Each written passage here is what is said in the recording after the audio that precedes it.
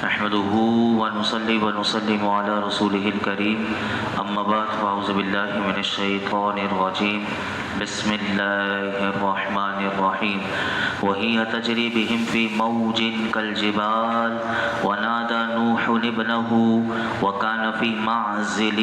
يا بني اركب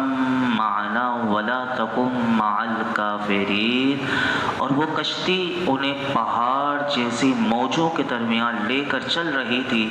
اور نوح نے اپنے بیٹے کو پکارا اور وہ اس کشتی کے باہر ایک کنارے پر تھا۔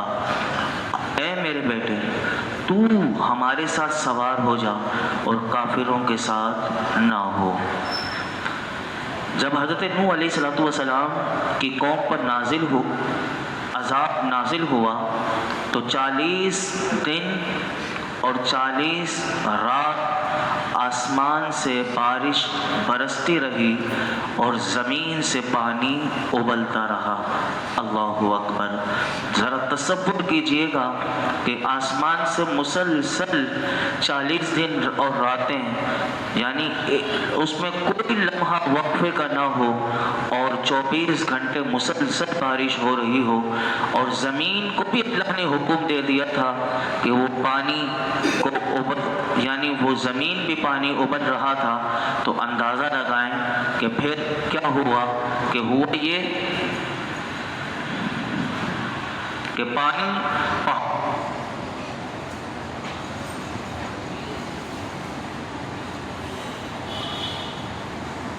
چل رہی تھی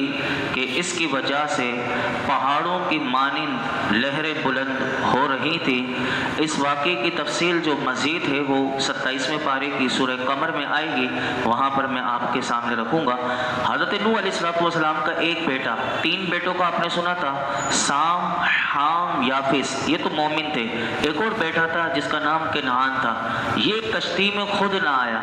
اس کشتی کے باہر یہ ایک کنارے پر تھا۔ حضرت نوح علیہ السلام نے اسے پکارا، اے میرے بیٹے، تو ہمارے ساتھ کشتی میں سوار ہو جا اور سواری سے محروم رہنے والے کافروں کے ساتھ نہ ہو۔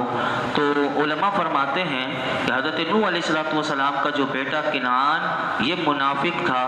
یہ اپنے آپ کو آپ کے سامنے بظاہر مسلمان ظاہر کرتا تھا، اور اس نے اپنے دل میں کفر کو چھپایا ہوا تھا۔ جب طوفان آیا تو اس نے اپنا باطنی کفر ظاہر کر دیا۔ آگے کیا ہوا سنیے، قال سآوی الی جبل یعصمنی من الماء قال لا عاصم اليوم من امر اللہ الا من رحم وحال بینہما الموج فکان من المغرقین۔ بیٹے نے کہا، میں ابھی کسی پہاڑ کی پناہ لے لیتا ہوں اور وہ مجھے پانی سے بچا لے گا۔ نوح نے فرمایا،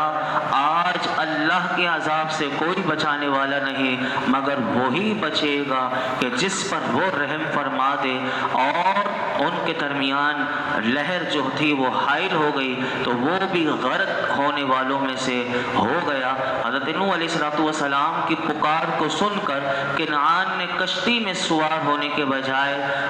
اس نے یہ جواب حضرت نوح علیہ السلام کو دیا کہ میں اتنے بڑے بڑے پہاڑ ہیں، میں اس میں سے کسی پہاڑ کی پناہ لے لوں گا اور یہ پہاڑ جو ہیں وہ مجھے بچا لے گا۔ آپ نے اپنے بیٹے سے فرمایا کہ بیٹا، آج کے دن اللہ کی عذاب سے بچانے والا کوئی نہیں، کیونکہ آج بچے گا وہی کہ جسے اللہ بچائے گا، اور پھر وہی ڈوبنے سے بچ سکتا ہے۔ پھر کیا ہوا کہ یہ بات چل رہی تھی کہ لہر اتنی بلند ہوئی کہ آپ کے اور آپ کے بیٹے کے درمیان وہ لہر جو تھی وہ حائل ہو گئی، وہ ہٹ گیا، اور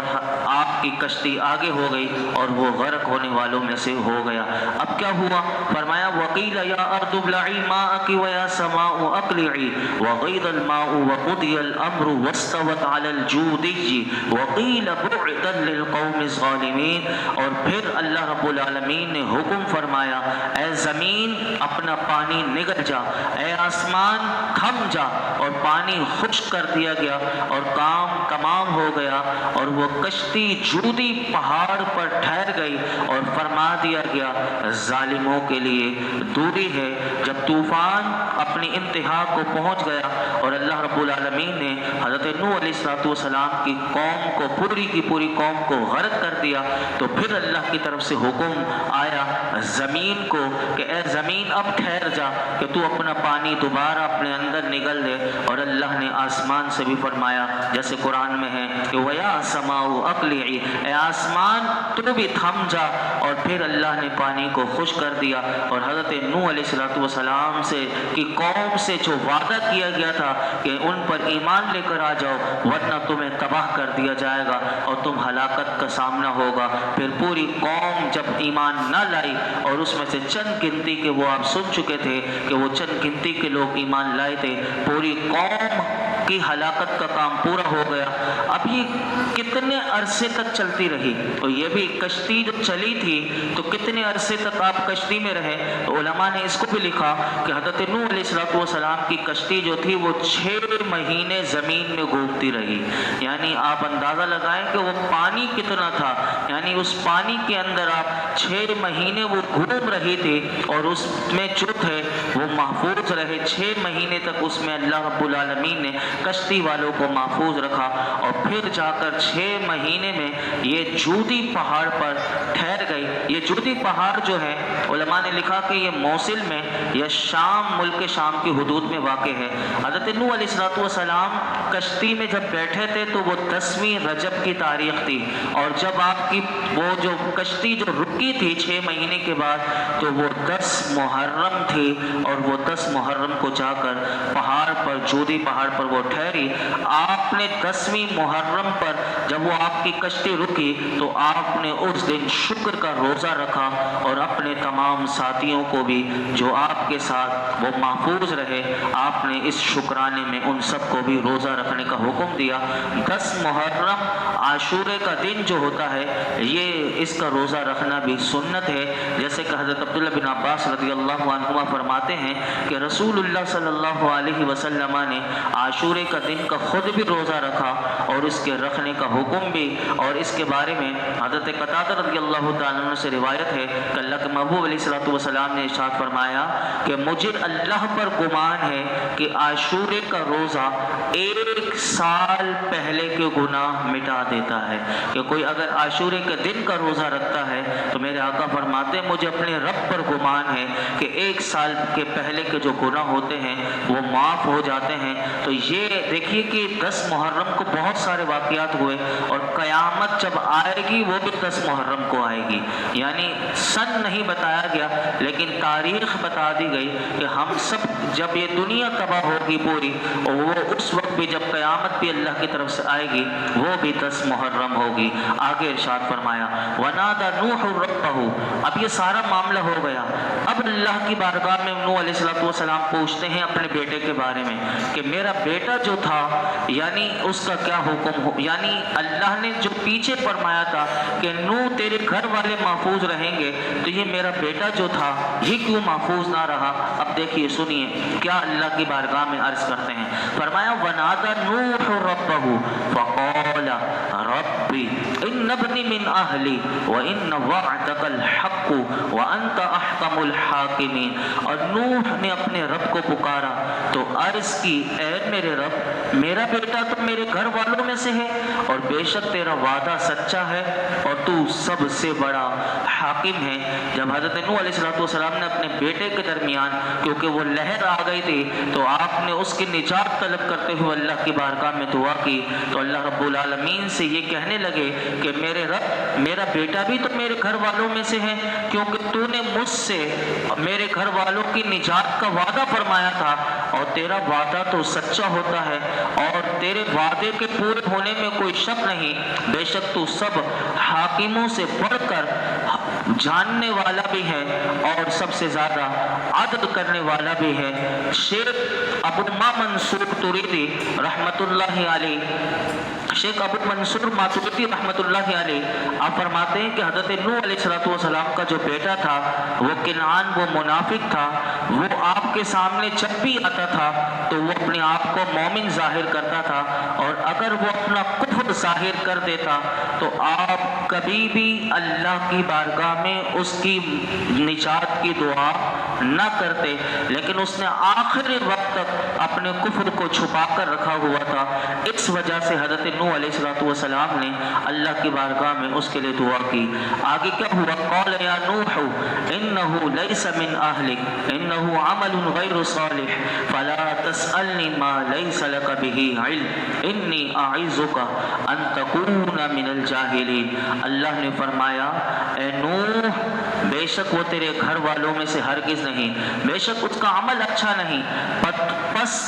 तुम मुझसे इस बात का सवाल ना करो जिसका तुझे इल्म नहीं। मैं तुझे नसीहत फरमाता हूँ कि तू उन लोगों में से ना हो कि जो जानते नहीं। इससे मुराद ये है कि वो आप अलैहिस्सलाम पर अल्लाह ने आपको, जब आपने पुकारा तो अल्लाह ने बता दिया कि वो आप पर ईमान लाने वालों में से हरगिज़ ना था, तो इस वजह से अल्लाह ने इसके साथ निजात का वादा नहीं फरमाया था। यहाँ से उलमा कहते हैं इस आयत से ये पता चला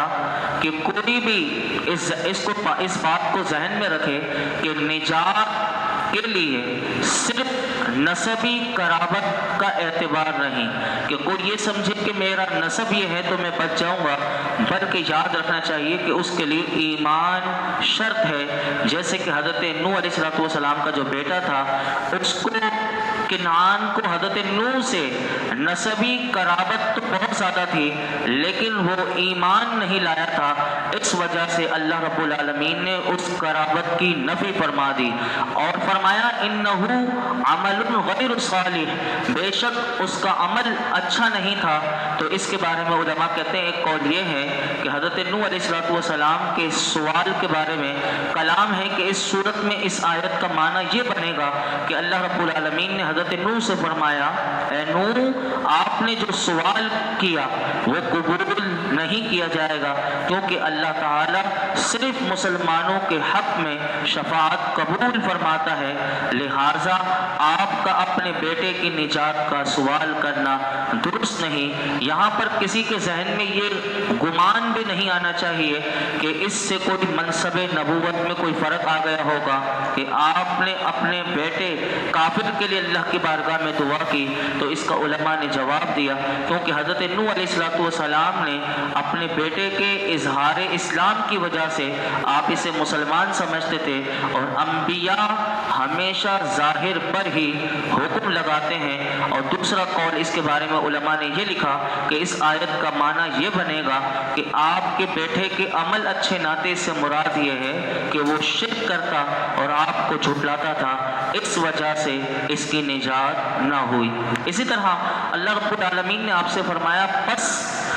तुम मुझसे इस बात का सवाल न करो जिसका तुझे इल्म नहीं। इसको उलमा ने फिर इसको इस तरह बताया कि इसकी तफसीर ये होगी कि यानी जिस बात के दुरुस्त या गलत होने के बारे में आपको इल्म नहीं, इस बात का सवाल मुझसे ना करो। मैं तुझे नसीहत फरमाता हूँ कि तुम उन लोगों में से ना होना कि जो नहीं जानते। अल्लामा सावी रहमतुल्लाह अलैह फरमाते हैं कि अल्लाह रब्बुल आलमीन ने हज़रत नूह अलैहिस्सलाम से इस कलाम में एक नरमी और शफ़क़त का इजहार फरमाया। गोया कि अल्लाह रब्बुल आलमीन हज़रत नूह अलैहिस्सलाम से ये इरशाद फरमा रहा है कि ए प्यारे नूह, आपका मकाम बहुत बुलंद है, इसलिए आपकी शान के लायक ये बात है कि आप सिर्फ उसी की निजात और शफाअत का मुतालबा कीजिए कि जिसके बारे में निजात की उम्मीद है। वो लोग जिनके बारे में आप नहीं जानते, उनके बारे में आपकी शफाअत कबूल नहीं की जाएगी, तो उनके निजात के बारे में सवाल करना ये आपके मर्तबे और मकाम के लायक नहीं। ये अल्लाह की तरफ से कहा गया। अब देखिए अल्लाह के नबी फौरन आजिज़ी करते हुए अल्लाह की बारगाह में कैसे मुआफ़ी तलब करते हैं। सुनिए अगली आयत में फरमाया, क़ाल रब्बी इन्नी अऊज़ु बिका अन अस्अलका मा लैसा ली बिही इल्म व इल्ला तग़फ़िरली व तरहमनी अकुम मिनल ख़ासिरीन। अर्ज़ की, ए मेरे रब, मैं तेरी पनाह चाहता हूँ कि तुझसे वो चीज़ मांगूँ जिसका मुझे इल्म नहीं, और अगर तू मेरी मग़फ़िरत ना फरमाए और मुझ पर रहम ना फरमाए तो मैं नुकसान उठाने वालों में से हो जाऊँगा। जब अल्लाह रब्बुल आलमीन की ये देखिए ये अम्बिया की तरबियत अल्लाह की तरफ से कैसी होती है। हज़रत नूह نوح علیہ السلام کی اللہ کی طرف سے تربیت ہوئی تو آپ نے فوراً اللہ کی بارگاہ میں عرض کی، اے میرے رب، میں اس بات سے تیری پناہ چاہتا ہوں کہ وہ چیز کا تجھ سے مانگوں کہ جس کے بارے میں مجھے علم نہیں، اسے حاصل کرنا حکمت کے تقاضے کے مطابق ہے یا نہیں۔ اگر تو نے اس سوال پر جو میں نے تیری بارگاہ میں میرے بیٹے کے بارے میں کر دیا، میرے مولا، اگر تو نے میری مغفرت نہ فرمائی اور میری عرض قبول فرما کر مجھ پر رحم نہ فرمایا تو میرا شمار بھی نقصان اٹھانے والوں میں ہو جائے گا۔ یہاں سے پتہ چلا کہ اللہ کے نبی کس مقام پر فائز ہوتے ہیں۔ اس بات کو علماء نے لکھا کہ اس آیت میں حضرت نوح علیہ السلام کے مقام کا پتہ چلتا ہے کہ آپ کا مقام رضا بالقضاء، یعنی اس مقام پر آپ فائز تھے۔ اور اس میں بڑا پیارا اظہار ہے کہ سگا بیٹا نگاہوں کے سامنے ہلاک ہوا اور وعدہ الہی کے پیش نظر دعا فرمائی، لیکن حقیقت حال جب پتہ چلی تو اللہ کے تنبیہ فرمانے سے فوراً عاجزی کے ساتھ اپنی بھی مغفرت مانگی اور اللہ کی بارگاہ میں رحم کی دعا مانگی۔ سبحان اللہ، کہ یہاں سے پتہ چلا کہ ہمیں بھی اللہ کی بارگاہ میں یہ دعا کرتے رہنا چاہیے کہ اللہ، ہم حضرت نوح علیہ السلام کے صدقے میں ہم تیری بارگاہ میں دعا کرتے ہیں کہ مالک ہمیں بھی ہمیشہ تیری قضا پر راضی رہنے کی توفیق عطا فرما۔ اور یہاں پر ایک اور بات بھی یاد رکھیے گا، علامہ ساوی رحمۃ اللہ علیہ یہ بات بھی آپ نے لکھی کہ اس آیت سے یہ ثابت نہیں ہوتا کہ آپ نے اس چیز کا مطالبہ کیا کہ جس کے بارے میں آپ جانتے نہ تھے تو آپ سے کوئی گناہ سرزد ہو گیا، یعنی آپ نے کوئی گناہ کر لیا۔ تو یاد رکھیے کہ اللہ کے نبی جو ہوتے ہیں وہ ہر طرح کے صغیرہ اور کبیرہ گناہوں سے معصوم ہیں۔ کوئی یہ آیتیں پڑھ کر بھی ایسے ہمارے معاشرے میں ہوتے ہیں کہ دیکھو حضرت نوح علیہ السلام سے بھی معاذ اللہ گناہ ہو گیا، اپنے بیٹے کے بارے میں دعا کر دی۔ تو اس کو علماء نے بڑا زبردست لکھا کہ آپ نے پہلے تو ہمارا عقیدہ یہ درست ہونا چاہیے کہ اللہ کے جتنے انبیاء ہیں وہ سب کے سب صغیرہ ہوں یا کبیرہ گناہوں سے وہ معصوم ہوتے ہیں۔ اور حضرت نوح علیہ السلام نے اپنے بیٹے کی نجات کا سوال کیا تھا، اس وجہ سے کیا تھا کیونکہ اللہ نے وعدہ فرمایا تھا اور ان کے گھر والوں کی نجات کا۔ اس سے حضرت نوح علیہ السلام نے یہ سمجھا کہ یہ ان کا بیٹا ہے اور یہ بھی گھر والوں میں سے ہے، اس لیے یہ بھی نجات پانے والوں میں سے ہوگا۔ جب اللہ نے آپ کی تربیت فرمائی تو آپ کو اپنے اس قول پر، اپنے اس فعل پر دل میں ندامت ہوئی اور آپ نے فوراً اللہ کی بارگاہ میں مغفرت کا، اس کی رحمت کا سوال کیا۔ ایسے ہی ہے کہ جیسے کہ حضرت آدم علیہ السلام کو درخت کے پاس جانے سے اللہ نے منع فرمایا تھا اور درخت سے کھانے کا منع فرمایا تھا، تو کوئی اس کو بھی گناہ نہ سمجھے کہ حضرت آدم علیہ السلام سے بھی گناہ ہو گیا تھا، بلکہ اس کو علماء نے لکھا کہ یہ ایسے ہی ہے کہ حسنات الابرار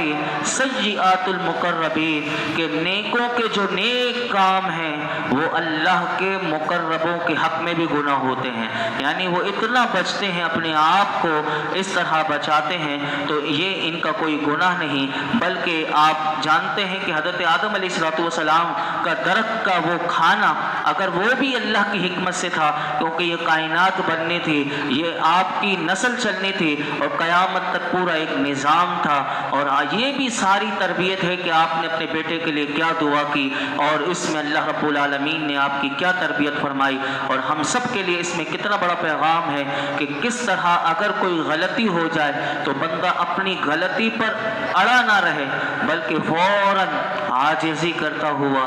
اللہ کی بارگاہ میں ہمیشہ مغفرت اور رحمت کا سوال کرتا رہے، ہمیشہ عاجزی کو اپنے اندر رکھے، کیونکہ عاجزی کرنے والے، تواضع کرنے والے اللہ کو بڑے پسند ہیں، تکبر کرنے والے، اکڑنے والوں کو اللہ ناپسند فرماتا ہے۔ ہم بھی اللہ کی بارگاہ میں دعا کرتے ہیں کہ ہمیں ہر قسم کے اکڑ سے، تکبر سے اور سارے باطنی امراض سے اللہ ہمیں شفا عطا فرمائے۔ الحمدللہ رب العالمین والصلاة والسلام علی سید الانبیاء الانبیاء والمرسلین وعلی آلہ واصحابہ اجمعین۔ کہ اللہ پاک جو کچھ ہم نے سنایا اس میں کوئی غلطی کوتاہی ہو معاف فرما، اپنی بارگاہ میں قبول فرما۔ رب کریم ہم سب کو قرآن حکیم کا فیضان عطا فرما یا رب العالمین یا ارحم الراحمین۔ مولا کریم ہماری بے حساب مغفرت فرما، ہمارے والدین کی مغفرت فرما، میرے آقا کی تمام امت کی مغفرت فرما یا رب العالمین یا ارحم الراحمین۔ ہم سب کو ان ماہ مبارک کے مولا کریم یہ مبارک لمحات ہیں، مولا کریم اس کی